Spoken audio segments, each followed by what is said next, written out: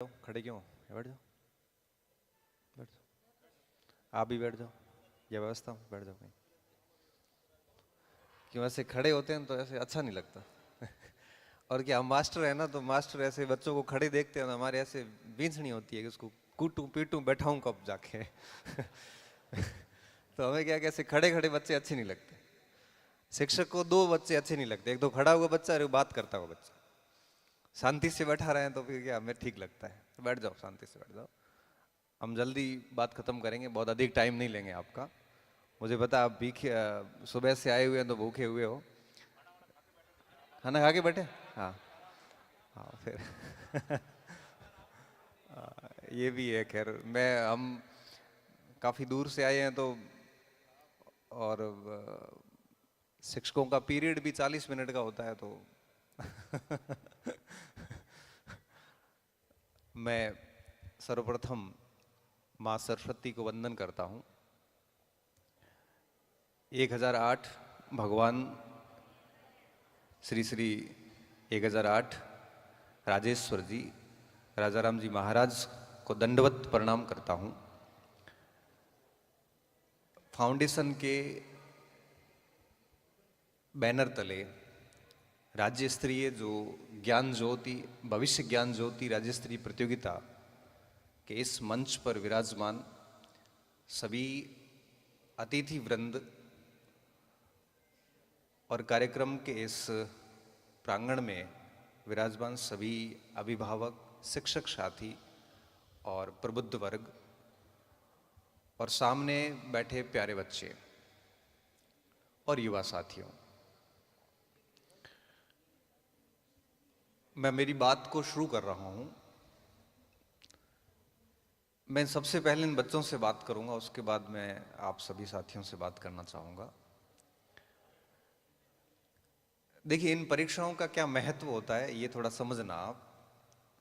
2004 की मैं एक बात बताता हूं, बेटा शांति से सुनना, क्योंकि कुछ सालों बाद आपको इन बातों का महत्व पता चलेगा, लेकिन समय जा चुका होगा तब तक। 2004 की बात करता हूँ, मैं उस समय 11वीं क्लास में था, 11th क्लास थी मेरे। और मुझे पता चला कि हमारे राजपुरोहित समाज में ऐसी कोई जीके की प्रतियोगिता है, और उस प्रतियोगिता में अगर अपन फर्स्ट सेकंड थर्ड में कोई स्थान लाते हैं तो हमें वार्षिक उत्सव में सम्मानित किया जाता है।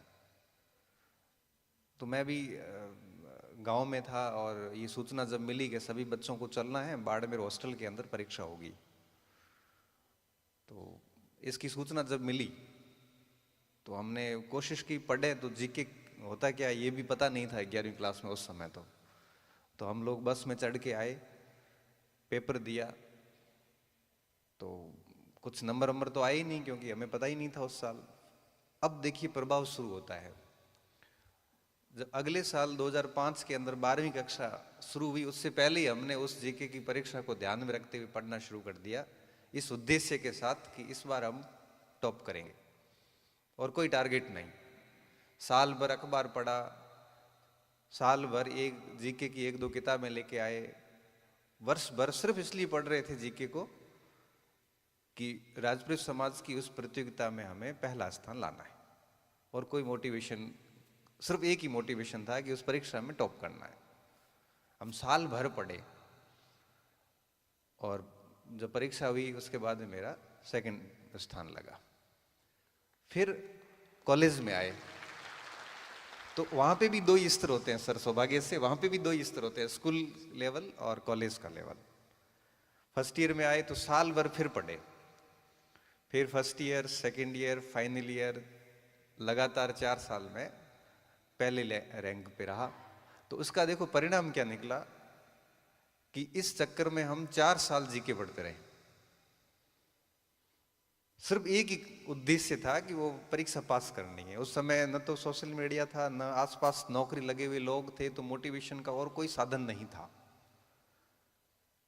और उसका परिणाम क्या निकला कि जैसे ग्रेजुएशन हुई मेरी 2008 के अंदर, और 2009 में मैं सेंट्रल गवर्नमेंट में जॉब लग गया, भारत सरकार के अंदर मेरी नौकरी लग गई। और उसमें वही जीके पूछे गया। उस जीके के कारण राजपुरोहित समाज की प्रतियोगिता के कारण हमने इतना कुछ पढ़ लिया, बहुत इजीली नौकरी लग गई और वहीं से हमारी यात्रा शुरू हो गई। तो मैं कई बार सामाजिक मंचों पे कहता हूं कि समाज की उस परीक्षा ने हमें बनाया है। तो इस परीक्षा को आयोजित करवाने वाले इस पूरे फाउंडेशन को मैं बहुत बहुत बधाई दूंगा और शुभकामनाएं दूंगा कि जो आपने यह पहल करी है, ये वास्तव में इसके परिणाम कुछ सालों बाद में आपको नज़र आएंगे। इस पहल को जारी रखें और साथ में मैं जो हमारे वरिष्ठ साथी लक्ष्मी नारायण जी ने जो एक चिंता जाहिर की, मैं उसका भी समर्थन करता हूँ कि थोड़ा सा और आप इसको बढ़ाइए, कंट्रीब्यूट कीजिए। और क्योंकि समय और धन देने से काम नहीं चलता, साथ में अपने बच्चों को भी अवसर भी देना पड़ता है। तो और इसकी इस पहल को और आगे बढ़ाइए, क्योंकि इसके परिणाम आपको देखने को मिलेंगे। तो ये पहल बहुत अपने आप में शानदार है। इस वजह से मैं पूरे आयोजक टीम को एक प्रकार से शुभकामनाएं प्रेषित करता हूं कि आप समाज को आगे बढ़ाने के लिए बड़ा पवित्र, बड़ा श्रेष्ठ कार्य कर रहे हैं। इससे बड़ा कुछ नहीं होता, क्योंकि समाज की पहचान हमारे से है। हम जैसे होंगे समाज वैसा ही कहलाएगा। हम गलत करेंगे तो समाज गलत कहलाएगा, हम सही करेंगे तो समाज सही कहलाएगा। तो समाज के अंदर एक व्यक्ति भी ढंग का आ जाता है तो पूरे समाज को एक प्रकार से आगे बढ़ाने का काम करता है, बशर्ते उसको थोड़ा सा सपोर्ट मिलता रहे। तो मैं आप सभी को पुनः शुभकामनाएं प्रेषित करता हूँ। मैं बच्चों को कहना चाहूँगा कि आज हम जो सम्मान दे रहे थे, प्रतिभा पुरस्कार दे रहे थे, अब आप में से आगे कितने जाके इस प्रतिभा को एक पहचान दिलाएंगे, कितने बच्चे आगे जाके प्रतिभा को एक मंच पे ले जाएंगे, कितने बच्चे अपनी प्रतिभा का अच्छे से यूटिलाइज करेंगे, ये इस बात पे तय करेगा कि आप में से कितने सारे स्टूडेंट नियमित रूप से आगे पढ़ते रहेंगे। नहीं तो ये पुरस्कार कोई काम के नहीं है। अब 10वीं में 12वीं में भले ही टॉप कर लो, ये पुरस्कार जीत लो, लेकिन कॉलेज में जाके अगर आप बिगड़ गए, वहाँ जाके अगर आप गलत संगति में पड़ गए, वहाँ जाके आप किसी ऐसे ग्रुप के साथ जुड़ गए जो ग्रुप ऑलरेडी बर्बाद हो रखा है, तो ये पुरस्कार, ये पढ़ाइयाँ, ये प्रयास सब व्यर्थ हैं। तो मैं आप सभी बच्चों को एक बात कहूँगा कि जिस तरह से आप पढ़ रहे हैं, अगले साल का टारगेट लेके फिर इस साल की तरह ही बहुत बढ़िया और मेहनत करें और कोशिश करें कि आप टॉप आए और लगातार पढ़ते रहें। क्योंकि प्रतिभा तभी मंच पर पहुंचती है जब उसमें नियमितता होती है।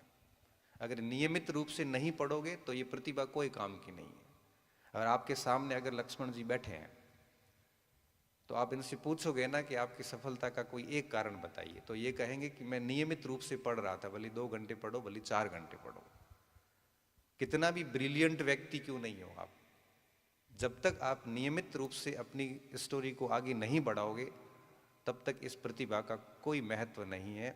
मैंने ऐसे स्टूडेंट भी देखे हैं जो अपनी स्कूलिंग में, अपनी कॉलेजेस में टॉप स्टूडेंट थे, आज कहाँ हैं अता पता ही नहीं है।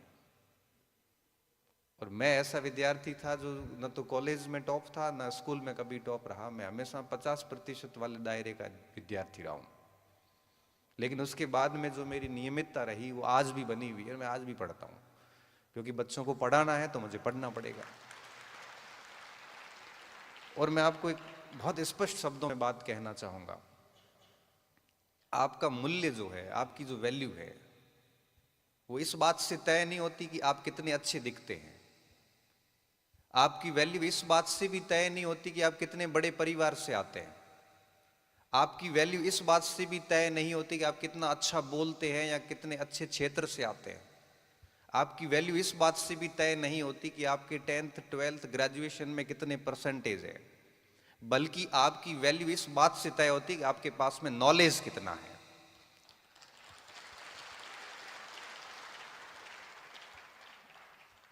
व्यक्ति की वैल्यू ज्ञान से होती है, व्यक्ति की वैल्यू और किसी भी चीज से नहीं होती। आप अगर न्यूटन को नाम जानते हो, चाहे आप हॉब्स का नाम जानते हो, चाहे फ्रांसिस बेकन का नाम जानते हो, जितने भी लोगों के आज नाम जानते हो ना इतिहास में, वो सारे वो व्यक्ति जिनके पास में नॉलेज था। इसलिए मैं आप सभी स्टूडेंट को एक ही बात कहूंगा कि आप 11वीं 12वीं 9वीं 10वीं के बच्चे हैं, आगे पूरा आपकी उम्र शेष है, अवसर पूरे शेष पड़े हैं। हर दिन नॉलेज को बढ़ाइए, अपने व्यक्तित्व का निखार कीजिए, और ये सिर्फ ज्ञान से आता है। तो पढ़ाई पे बल देना, तभी आप इस प्रतिभा का अच्छे से उपयोग कर पाओगे। अगर आप अध्ययन को छोड़ दोगे आगे जाके 2-3 साल बाद में, तो इस प्रतिभा का कोई उपयोग नहीं होगा। बच्चियों के संबंध में मैं अभिभावकों से जोड़ के बात करूंगा। कई बार बच्चियां बहुत ब्रिलियंट होती हैं सर, और हमारे पास कई स्टूडेंट ऐसी आती हैं जो मेरिटोरियस होती है, लेकिन कई बार उनको फैमिली सपोर्ट नहीं मिलता। मैं देखता हूं कि भाई को तो अच्छी जगह से पढ़ने के लिए भेज दिया जाता है, और बहन को घर के काम में उसको इतना दफन कर दिया जाता है कि उसमें प्रतिभा होने के बावजूद भी वो आगे नहीं जा पाती। पिछली बार का एक केस है मेरे पास, 12वीं के 2 बच्चे थे, भाई बहन थे दोनों। वो CUET की एग्ज़ाम हुई सेंट्रल यूनिवर्सिटी टेस्ट के लिए, तो बहन के 1000 में से तकरीबन 940 नंबर आए, और भाई के 850 के आसपास कुछ मार्क्स आए। भाई को तो भेज दिया गया दिल्ली के अंदर पढ़ने के लिए, और बहन को कोटा ओपन के अंदर प्राइवेट में फॉर्म डलवा दिया। अब आप सोचिए कि बहन ज़्यादा योग्य है उस भाई से, लेकिन उसको वो मंच नहीं दिया गया जिसको वो डिज़र्व करती थी, और भाई को वहाँ भेज दिया गया, शायद वो डिज़र्व भी नहीं करता था। तो हम समाज की ये मानसिकता थोड़ी ठीक होनी चाहिए कि अगर बच्ची योग्य है, अच्छी पढ़ रही है, तो निश्चित तौर पे उसको आगे मंच देना चाहिए, उसको अवसर देना चाहिए। ऐसे नहीं कि उसको शादी करके निपटा दो, अपन फ्री हो जाते हैं। क्योंकि आपके हमारे सभी समाजों की आधी आबादी ये है। हम एक तरफ बात करते हैं कि हमारी एजुकेशन समाज की अच्छी होनी चाहिए, दूसरी तरफ आधी आबादी को हम यहीं रोक देते हैं। आधी आबादी तो रुक गई, पीछे रही शेष 50%। अब 50% जो भाई रहे हैं शेष, उनमें से जो कॉलेज पहुंचते हैं, उनमें से कुछ बच्चे ऐसे होते हैं जो एक्सपेक्टेड होते हैं कि ये नौकरी ले लेंगे, बढ़िया इंटेलिजेंट होते हैं। वो बच्चे कॉलेज में जाके कई बार गलत संगति में पड़ जाते हैं, और ये व्यापारिक कार्य जितने भी है, ये स्मगलिंग वगैरह, इनमें घुस जाते हैं। हम देखते हैं, हमारे सामने हमने कई ऐसे उदाहरण देखे हैं। 90% के बच्चे और लास्ट में पुड़ियाँ बेचते हुए पकड़े गए और जेल में बैठे हैं। वो प्रतिभा, उस बच्चे ने भी कहीं न कहीं प्रतिभा पुरस्कार लिया होगा, और आज वो बच्चे जेल में बैठे होते हैं। इसलिए कहता हूँ कि इस प्रतिभा का महत्व तभी है जब आप निरंतर पढ़ोगे। और मैं सभी अभिभावकों से ये आग्रह करूँगा कि इन बच्चियों को, जो अच्छी इंटेलिजेंट बच्ची है, जो आपको लगता है वास्तव में योग्य स्टूडेंट है, और योग्य कौन है वो आपको अपने इनके बच्चों के गुरुजन आपको बता देते हैं कि आपसे बहुत सीधा संवाद करते हैं कि साहब टाबर है, वो पढ़ाई में होशियार है, इन थोड़ा आगे पढ़ाया, तो वो टाबर नो आगे पढ़ाने की जिम्मेदारी भी अपनी हुए, अपन उसको रोक देते हैं, तो ये बड़ा पाप है। मुझे लगता है कि हमें थोड़ा सा इस और काम करना चाहिए। मैं अभिभावकों से एक और चीज पर भी बात करना चाहूंगा कि बच्चे आपसे 3 चीजें चाहते हैं। एक तो अवसर चाहते हैं कि उनको आप अपॉर्चुनिटी, अवसर दीजिए पढ़ने के लिए। ऐसा नहीं कि BA कर ली, MA कर ली, करते कह दिया भाई 1 साल है, अब पढ़ाई छोड़, काम धंधा कर। घर पे हम समर्थ अगर है, हमारे पास में पैसे की कमी नहीं है, संसाधनों की, तो बच्चे को 3 साल 4 साल का समय दीजिए, क्योंकि आज कंपटीशन का दौर है। औसत उम्र नौकरी की 25-27 साल आ गई है। अगर आप बेल्ट की नौकरी को छोड़ दो, वर्दी की नौकरी जो जल्दी लगनी पड़ती है, बाकी किसी भी नौकरी में जाओगे तो 25-27 साल में बच्चा औसत नौकरी लगता है आज की तारीख में। हम क्या करते हैं कि ग्रेजुएशन हुई ही नहीं और उसको टॉर्चर करना शुरू कर देते हैं। समाज उसको टॉर्चर करना शुरू कर देता है, परिवार करना शुरू कर देता है। मैं चाहता हूं कि ऐसा ना करें, हम उस बच्चे को पूरा अवसर दें। एटलीस्ट ग्रेजुएशन के बाद 3-4 साल का फुल समय दें उसको। वो बच्चा आपसे अवसर चाहता है। कई बार दुर्भाग्य से वो पॉइंट से पीछे रह रहा होता है, और हम उसको मानसिक रूप से प्रताड़ित कर रहे होते हैं कि उसका हो गया, इसका हो गया, तेरा क्यों नहीं हो रहा है। हम किसी से तुलना नहीं कर सकते। बच्चों की तुलना कर करके बच्चों को हम बहुत प्रताड़ित करते हैं। मैं चाहता हूं कि उन बच्चों को आप अवसर दें, और फुल अवसर दें। उसको कहें कि भाई तेरे पास 4 साल 5 साल का समय, भरपूर पढ़ ले। अगर नहीं होता है तो उसके बाद में अपने पास दूसरा ऑप्शन है। बच्चा आपसे जो दूसरी चीज चाहता है वो चाहता है धन, क्योंकि पढ़ाई करने के लिए कोई बाहर निकलेगा तो उसको कहीं किताब भी लेनी पड़ेगी, किसी रूम में भी रहना पड़ेगा, कहीं कोचिंग भी जाना पड़ सकता है, कहीं पे भी छोटे मोटे खर्चे होते हैं उसके। और मैं देखता हूं कि कई बार मेरे पास सर ऐसे ऐसे केसेस आते जब माता पिता समर्थ है पैसे देने के लिए लेकिन नहीं दे रहे हैं, छोड़ दिया जाता है कि तू जाना, थारो काम जाना है। क्यों? जब पैदा हमने किया है तो हमारी जिम्मेदारी होती है उसको पढ़ाने की भी, हम ऐसे छोड़ नहीं सकते। हालांकि सभी केसेस वैसा नहीं होता, माँ बाप घी बेच के भी पैसे देते हैं, माता पिता खुद फटे हुए कपड़े पहन के भी बच्चे की अच्छी ड्रेस की व्यवस्था करवा देते हैं, माँ बाप पैदल चलकर भी बच्चे के साइकिल या मोटरसाइकिल की व्यवस्था करवा देते हैं। लेकिन कुछ केसेस ऐसे भी आते हैं जब माता पिता सपोर्ट नहीं भी करते हैं। तो मैं चाहता हूं कि आप बच्चों को इकोनॉमिकली, धन के रूप में भी सपोर्ट करें। और तीसरी चीज जो बच्चा आपसे चाहता है वो चाहता है ध्यान। हम लोग क्या करते हैं, अवसर दे देते हैं, पैसे भेज देते हैं, लेकिन बच्चे पर ध्यान नहीं रखते। आपने बच्चे को बाड़मेर भेज दिया या जोधपुर भेज दिया या जयपुर भेज दिया और बिल्कुल उसको उसके भरोसे छोड़ दिया। वो बच्चा है, कभी भी गलती कर सकता है, कभी भी गलत संपर्क में जा सकता है। तो मैं सभी अभिभावकों से कहता हूं कि आपकी खेती इतनी इंपॉर्टेंट नहीं जितना आपका बच्चा इंपॉर्टेंट है, आपका बिजनेस इतना महत्वपूर्ण नहीं जितना आपका बच्चा महत्वपूर्ण। बच्चा बिगड़ गया तो खेती और बिजनेस दोनों को बर्बाद कर देगा। अगर संतान बिगड़ गई तो आपने पूरे जीवन में जितना इकट्ठा किया है ना, वो एक कुछ सालों में बर्बाद कर देगा वो। और अगर संतान सुधर गई तो आप मान के चलिए कि वो उससे कई गुना ज्यादा एक्स्ट्रा कलेक्ट कर लेगा। पूत सपूत तो काहे धन संचित, पूत सपूत तो काहे धन संचन। पूत अगर कपूत है तो धन संचित करने की जरूरत नहीं है, वो वैसे डुबा देगा। और पूत अगर सपूत है तब भी धन संचित करने की आवश्यकता नहीं, वैसे ही कमा लेगा। तो उसके ऊपर थोड़ा ध्यान दीजिए। मैं चाहता हूं कि आपका बच्चा अगर महानगर में पढ़ रहा है, कहीं पे भी पढ़ रहा है, एटलीस्ट आप 15 दिन में, 20 दिन में, 1 महीने में अकस्मात जाइए उसके रूम में। आप जाइए, आप नहीं जा सकते तो किसी और को भेजिए, देखिए वो कर क्या रहा है। और वहां जाके आप देखोगे, एक दिन उन्हें उसके पास रहोगे ना, तो वो हमेशा से इस भय में रहेगा कि घर से कोई भी आ सकता है। वो गलत करने से पहले 10 बार सोचेगा। मेरे पास बाड़मेर में जब बच्चे पढ़ने आते हैं, मैं एक बच्चे की छोटी सी स्टोरी बताता हूं आपको सर। 2 भाई बहन थे, पिताजी ट्रक चलाते हैं। तो उन्होंने बहन को भेजा जोधपुर पढ़ने के लिए और भाई को भेजा मेरे पास, कि थोड़ा बदमाश टाइप का है तो सर के पास थोड़ा डांट फिटकार के उसको ठीक कर देंगे। बच्चा क्या हुआ कि 10 एक दिन क्लासेज आया। उसके बाद में क्या होता है कि शहर आने के बाद में बच्चे की लाइफ स्टाइल बदल जाती है, उसको थोड़े पैसे एक्स्ट्रा चाहिए होते हैं। वो एक्स्ट्रा पैसे के चक्कर में कई बार वो गलत लोगों के संगत में आ जाता है और लोग उसको बता देते हैं कि पैसा कैसे कैसे कमाया जा सकता है। कोई गेमिंग में चला जाता है, कोई ड्रग्स में चला जाता है। ऑनलाइन गेमिंग भी आजकल बहुत बड़ी बीमारी हो चुकी है। अब उस बच्चे के पास में 15-18 हजार रुपए थे फीस के। उसने क्या किया, उसको किसी ने कहा कि उसको इस गेम में लगा देगा तो 15 के 30 हो जाते हैं।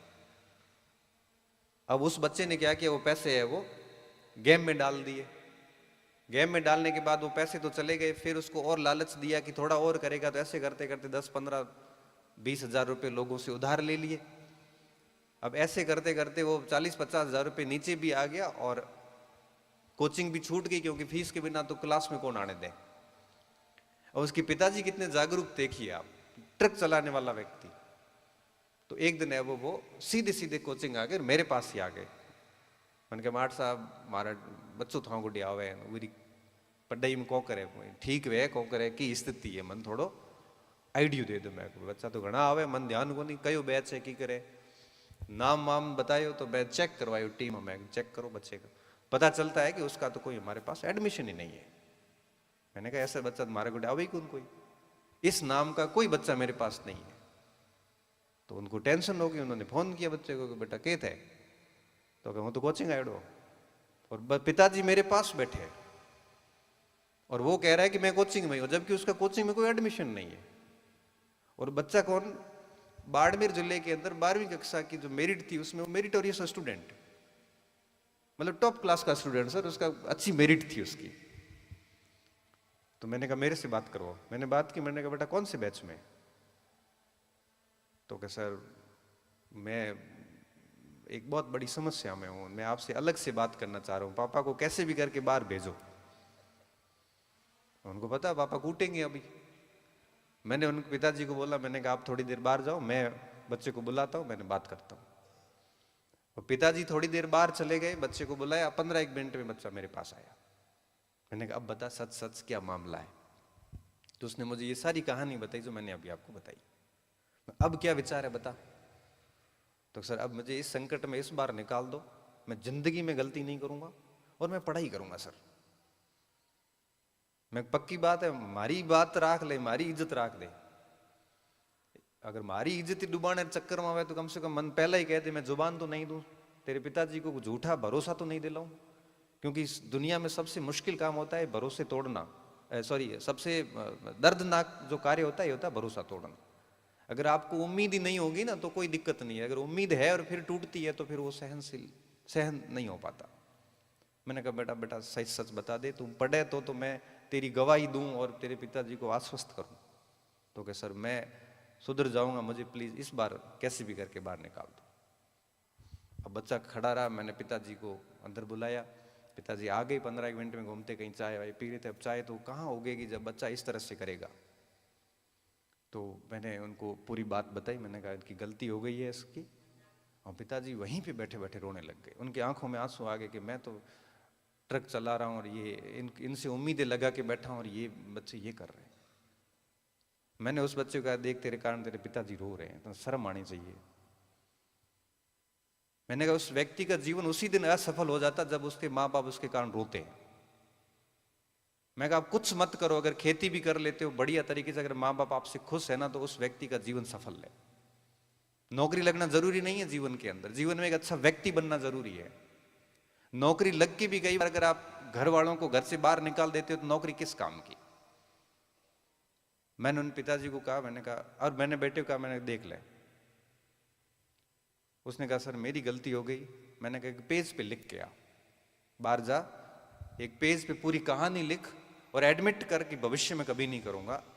बच्चा बाहर गया, उसने पूरा 1.5 पेज लिखा, अपना दर्द पूरा। मैंने कहा जितना तू सोच रहा है ना अभी वो सारी बातें इसमें लिख, हाँ, और लिख के साइन करके मुझे दे। बच्चे ने पूरी कहानी लिखी और लिखा कि सर ये मेरी जिंदगी की लास्ट गलती है। उनके पिताजी को मैंने आश्वस्त किया, मैंने कहा आप निश्चिंत रहिए, ये बच्चा अब गलती नहीं करेगा। और अब लास्ट में फिर पिताजी ने पूछा कि अब ये पूछो उनके के गुटम उधार लिया है कि मन तो ब्याज ही भरना पड़े उनके बाद में। मैंने कहा भाई अब ये भी बता दे। उसने बता दिया कोई 40-50 हजार रुपए लोगों से ले रखे। वो सारी स्थितियां निपटाई करी। मैंने उन समय पिताजी की हालत देखी ना, उस समय मुझे रोना आ गया कि ये लोग तो बड़ी उम्मीदों से पैसे भेज रहे और ये यहाँ पे क्या कर रहे हैं। पिताजी चले गए।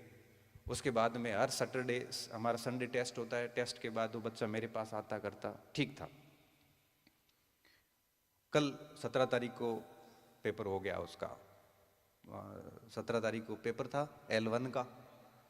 और अभी मैं रास्ते में आ रहा था तो मुझे बच्चे का मैसेज आया हुआ था कि मैं और पिताजी मिले थे, मैंने वो गलती की थी, पूरा पहले याद करवाया।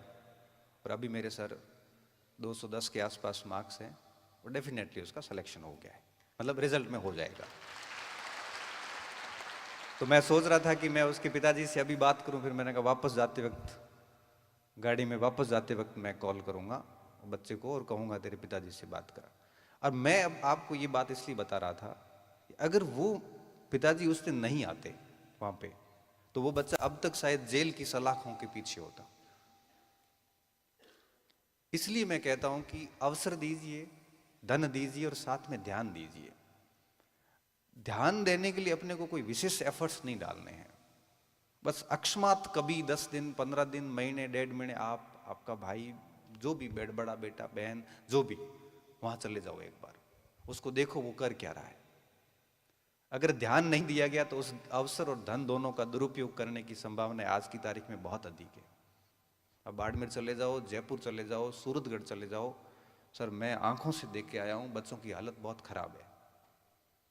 इतने गजब तरीके से ड्रग्स में डूबे हुए हैं, नशे की हालतें इतनी गंदी हो रखी है कि नौकरी वोकरी तो छोड़ो, वो कंप्लीटली बर्बाद हो चुका है, परिवार को भी बर्बाद करने की स्थिति में है।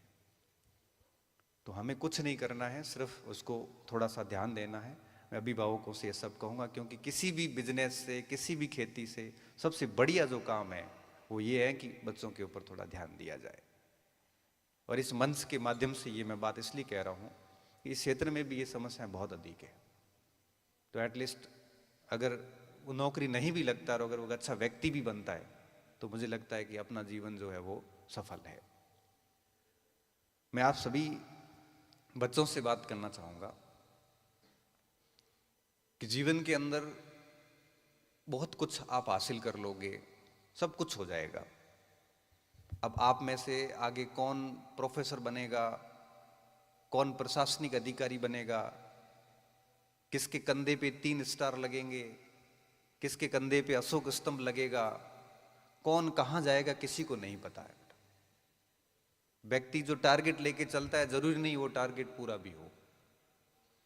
लेकिन मैं एक चीज मानता हूं, 12वीं के बाद, 12वीं तक तो स्कूलिंग होती है। आप, मैं बताऊं, मोटिवेशन भाषणों का आपसे कोई संबंध नहीं है, इसलिए मैं मोटिवेशन की बात ही नहीं कर रहा हूं। मैं बहुत सामान्य चीज बता के बात खत्म करूंगा आगे, क्योंकि अभिभावकों से मेरी अच्छी बात हो गई है आज, क्योंकि बच्चे थे नहीं, अभिभावक ही अच्छे हैं संख्या में। बच्चे भी अच्छे हैं लेकिन 11-12 के बच्चे क्या है कि इन बातों से ज़्यादा वास्ता रखते नहीं। लेकिन मैं सिंपल सी बात करूंगा इन बच्चों से कि 12th के बाद असली कहानी शुरू होगी आपकी। अब 4 चीज़ों का ध्यान रखना। आप निश्चित तौर पे एक दिन, जिस तरह से आप में से उठ के भाई लक्ष्मण यहाँ बैठे हैं, असिस्टेंट प्रोफेसर पॉलिटिकल साइंस, छोटी उम्र में बने, मेरी बात बहुत पहले भी हुई थी 1-2 बार जब प्रिपरेशन की फेज में थे। तो 4-5 चीजों का आप ध्यान रखना। आप भी इस जगह से इस मंच पे आएंगे और हमें बड़ा अच्छा लगेगा आपको सम्मानित करते हुए कि आपकी यात्रा जो है ना, ये दूरी बहुत कम दिख रही है, लेकिन वहां से यहां तक आने की जो दूरी है ये बड़ी कठिन साधना है 5-6 साल की। तो कुछ 4-5 चीजों का ध्यान रख लेना, बाकी सब चीजें अपने आप होती रहेगी। पहली बात कि कभी भी कोई गलत आदत मत विकसित करना। गलत आदत का मतलब क्या हुआ? गलत आदत का मतलब होता है विभिन्न प्रकार की नशे। अब मैं अंदर बैठा था, मेरे को कहा कि सर चाय पीजिए, मैं दूध को हाथ ही टच नहीं करता, और मैं चाय तो छोड़ो, मैं किसी भी प्रकार का नशा नहीं करता। मैं बड़ा सुखी हूँ, बहुत सुखी हूँ।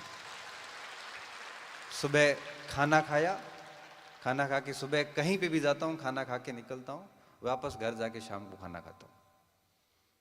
मेरे कोई टेंशन नहीं कि मुझे चाय,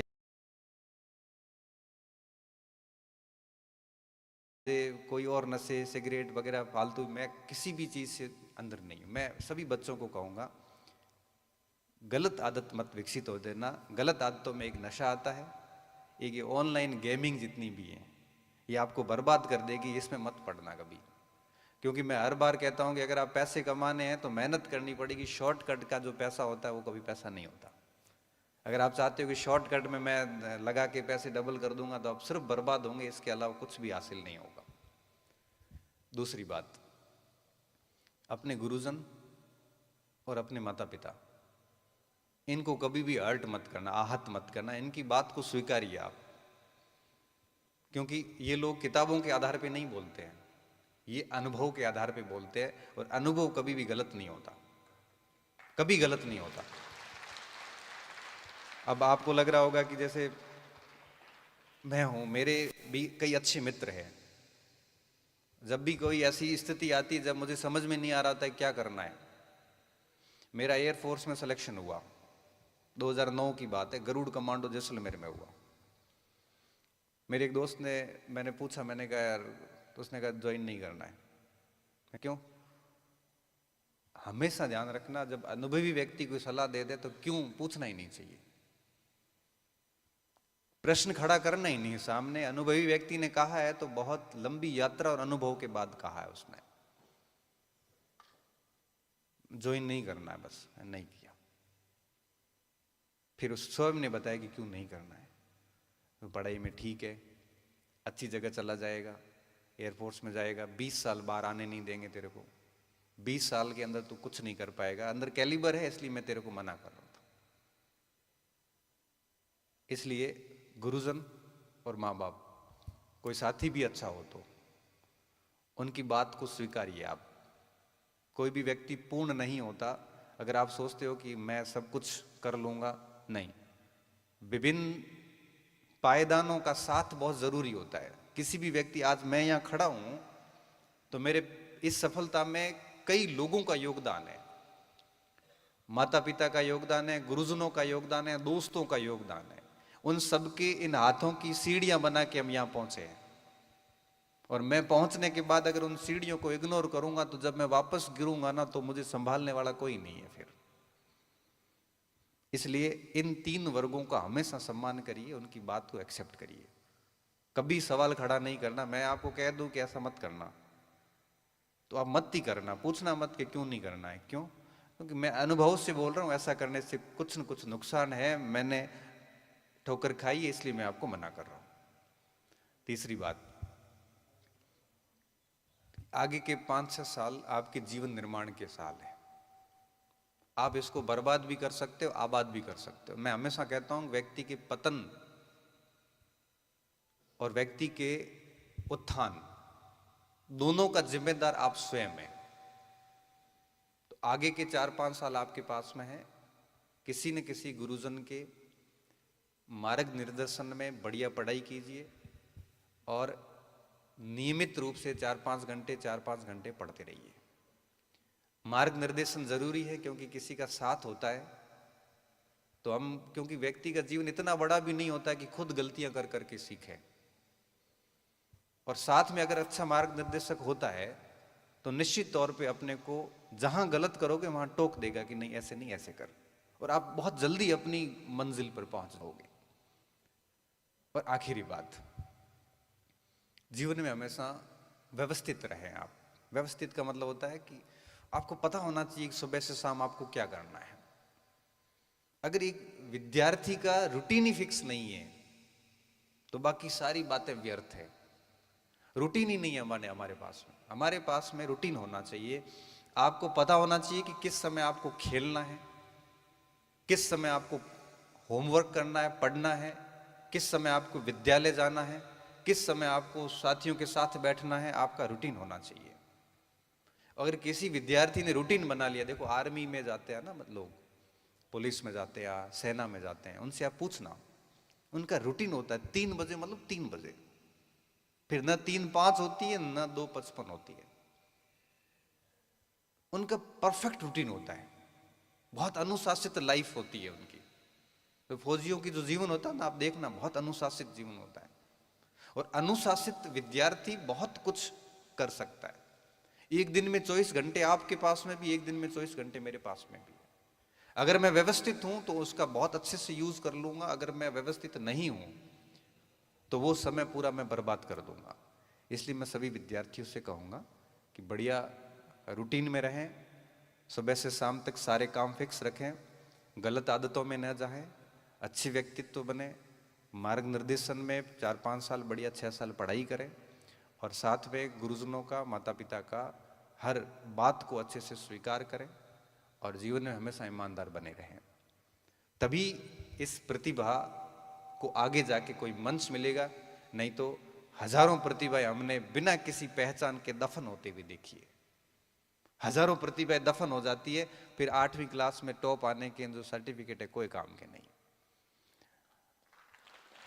12वीं क्लास में जिला स्तर पे टॉप आने के वो सर्टिफिकेट कोई काम की नहीं है। मंचों से सम्मानित हुए ये सर्टिफिकेट कोई काम की नहीं है। ये सर्टिफिकेट सिर्फ आपको पुश करते हैं, हर स्टेज पे थोड़ा थोड़ा पुश करते जाते हैं। तो इसलिए इन सर्टिफिकेटों को पायदान बनाते हुए आगे बढ़िए और समाज के इन प्रयासों को मूर्त रूप दीजिए।